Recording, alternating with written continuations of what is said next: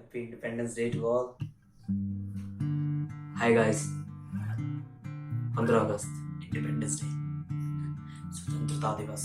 आज की डेट में बहुत लोग स्वतंत्रता के बारे में बात करते हैं। अपने आप की स्वतंत्रता, आज़ादी, खुद की आज़ादी, अपने आत्मा की आज़ादी, अपने मन की आज़ादी के बारे में बात करते हैं। अपने देश की आज़ादी के बारे में, संविधान के बारे में बात करते हैं। लेकिन मैं इस भारत के बारे में बात नहीं करना चाहता। मैं बात करना चाहता हूँ उस भारत के बारे में जहाँ पे लोग दुनिया भर से पढ़ने आते थे, सीखने आते थे।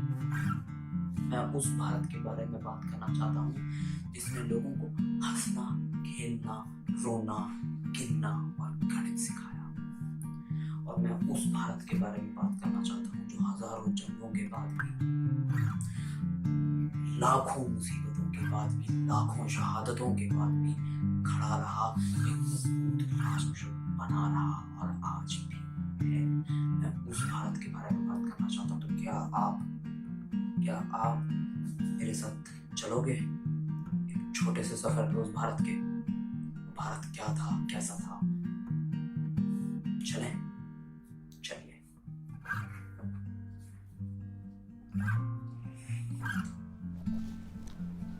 चलिए शुरू करते हैं। आपको एक बंदरगाह की कहानी बताता हूँ। मुजरिस बंदरगाह आज के समय का कोचिन, उसके पास बसा एक समुद्री तट, मुजरिस बंदरगाह। उस बंदरगाह के बारे में बात क्यों कर रहा हूँ? क्योंकि आपको जान के हैरानी होगी, 400 BC से 1480 AD तक उस बंदरगाह के पास से हमारे वैज्ञानिकों को, हमारे आर्कियोलॉजिस्ट को ऐसी चीज़ें मिली हैं जिससे पता चलता है कि वो सिर्फ एक बंदरगाह नहीं था, वो एक ऐसा रास्ता था, वो एक ऐसा ज़रिया था, वो एक ऐसा गेटवे था जिसके थ्रू और भी लोग हमारे देश में आए। नई सभ्यताएं आई, नए लोग आए, नई भाषाएं आई हमारे देश में। वैज्ञानिकों को जग मिले हैं, लोटे मिले हैं, मग्स मिले वहाँ पे, यहाँ तक कि चाइनीज़ चीज़ें मिली हैं वहाँ पे। उसके साथ साथ दुनिया का सबसे बड़ा मॉस्क, दुनिया का दूसरा सबसे बड़ा मॉस्क और भारत का इकलौता सबसे बड़ा मॉस्क, चेरामुम जुमा मस्जिद, कैथोलिक चर्च, सबसे पुराना, भारत का सबसे पुराना कैथोलिक चर्च और one of the biggest Catholic church in India, Marthoma church. Jewish synagogue, India का, भारत का सबसे पुराना स्टिल ऑपरेशन, जो आज भी काम में है, जो आज भी चलता है, still operational Jewish synagogue. You want to name it? नाम जानना है आपको उसका, जूश सिनेगॉग का? परदेसी सिनेगॉग।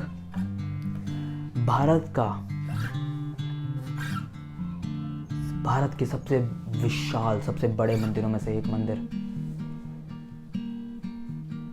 इसके नाम से शायद से आप समझ जाएंगे ये जगह कौन सी है, इस मंदिर के नाम से।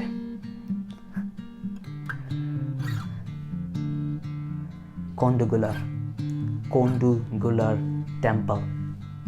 और ये चारों जगह, ये चारों पांचों लोकेशन, ये चारों पांचों मंदिर, ये चारों पांचों गिरजाघर, ये चारों पांचों चर्च, ये चारों पांचों सिनेगॉग, ये सब मुजरिस पोर्ट के 30 से 50 किलोमीटर के रेडियस में है। 30 से 50 किलोमीटर ही क्यों, उसके आगे क्यों नहीं गया? बिल्कुल गया, लेकिन 30 से 50 किलोमीटर में सब शुरू हुआ। जब ये लोग भारत में आए तो हमारे भारत ने ना ही सिर्फ इनको दोनों खुले हाथों से, खुली बाहों से अपनाया, अपने पास रखा, भारत ने इनको शरण दी, भारत ने इनको नाम पहचान दिया। जब हमारा भारत, हमारा देश ऐसा कर सकता है तो हम क्यों नहीं?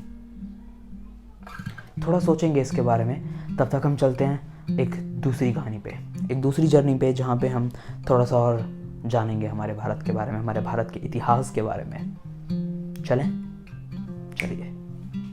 चलिए बात करते हैं प्राचीन भारत के एक ऐसे संगठन की जहाँ पे देश भर से नहीं बल्कि दुनिया भर से लोग आते थे, शिष्य आते थे ज्ञान की प्राप्ति के लिए, कुछ पढ़ने के लिए, कुछ बनने के लिए, कुछ पाने के लिए।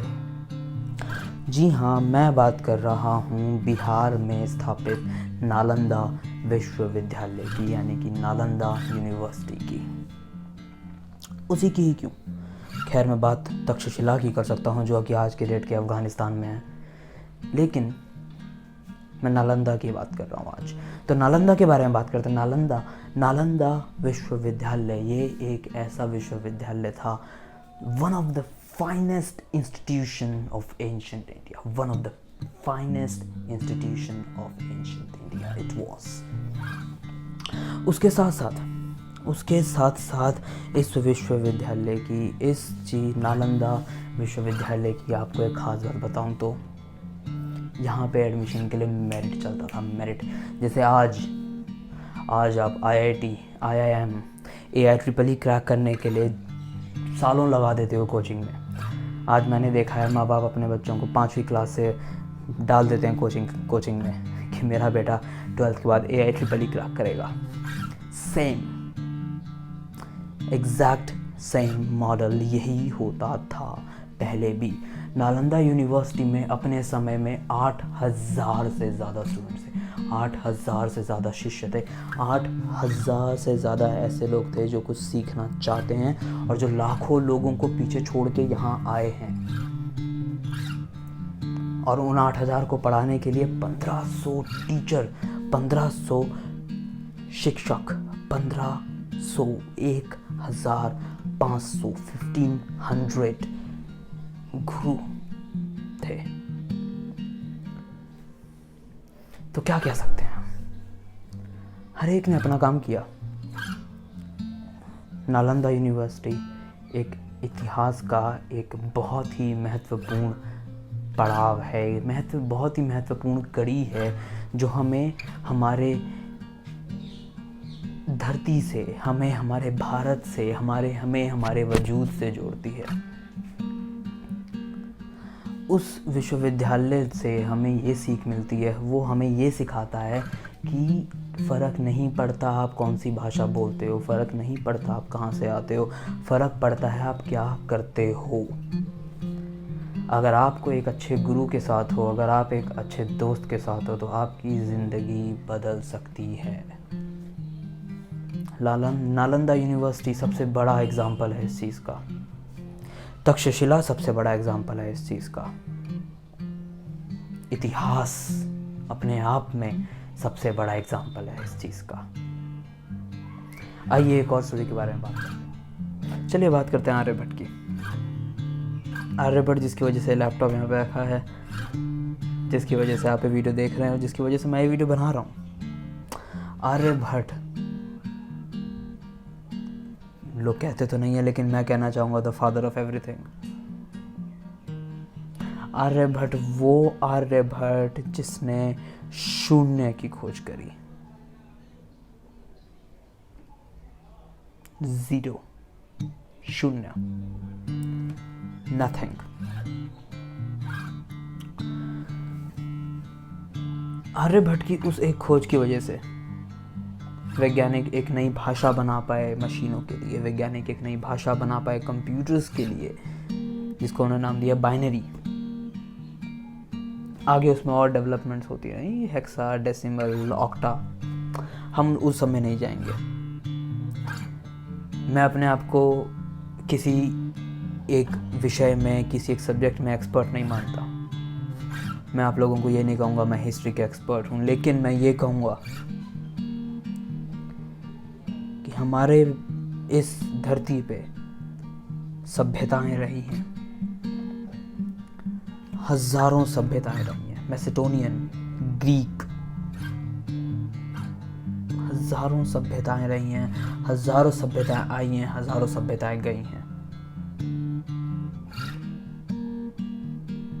राजा उठे हैं और राजा गिरे हैं।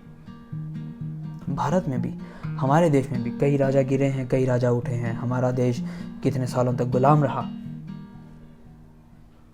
लेकिन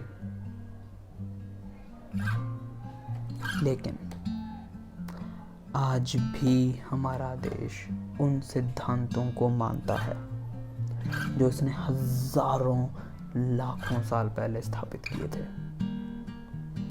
क्योंकि वो सिद्धांत हमारे लिए सिर्फ एक पेपर पे लिखे हुए कुछ रूल्स या फिर किसी वेबसाइट पे लिखी हुई कोई थ्योरी या थ्योरम नहीं है।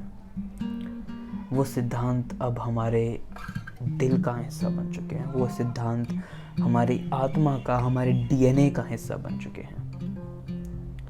जब हम कोई काम रेगुलरली करते हैं तो वो काम हमारी हैबिट बन जाता है। जब हम किसी हैबिट को बहुत लंबे टाइम तक परस्यू करते हैं तो वो हैबिट हमारे डीएनए में एनकोड हो जाती है। उस डीएनए एनकोडेड हैबिट के साथ जब हमारा ऑफस्प्रिंग होता है, हम अपना वंश आगे बढ़ाते हैं। धीरे धीरे हैबिट जीन्स के साथ साथ आगे पास होती रहती है और इस तरह से एक संपूर्ण भारत बनता है। संपूर्ण भारत कोई एक इंसान नहीं है, कोई एक आदत नहीं है, कोई एक रूल नहीं है, कोई एक वजूद नहीं है। संपूर्ण भारत एक सोच है। संपूर्ण भारत एक समूह है। एक समूह है उन लोगों का जो यहाँ से पहले सोचते हैं। संपूर्ण भारत एक समूह है उन लोगों का जो यहाँ से आज़ाद हैं। आज़ादी उनका सपना नहीं थी जो यहाँ से आज़ाद थे। आज़ादी उनका सपना नहीं थी जो यहाँ से आज़ाद थे। आज़ादी उनका प्यार थी। आज़ादी उनकी चाहत थी। आज़ादी उनकी मन्नत थी। और आज इस आज़ादी के दिन पे मैं आप लोगों से सिर्फ इतना कहूँगा, एक दिन के लिए, सिर्फ एक दिन के लिए अपने आप को यहाँ से और यहाँ से आज़ाद करके देखो। उस प्राचीन भारत के बारे में सोच के देखो, सिर्फ एक दिन के लिए। अच्छा लगेगा। Happy independence day. जय हिंद।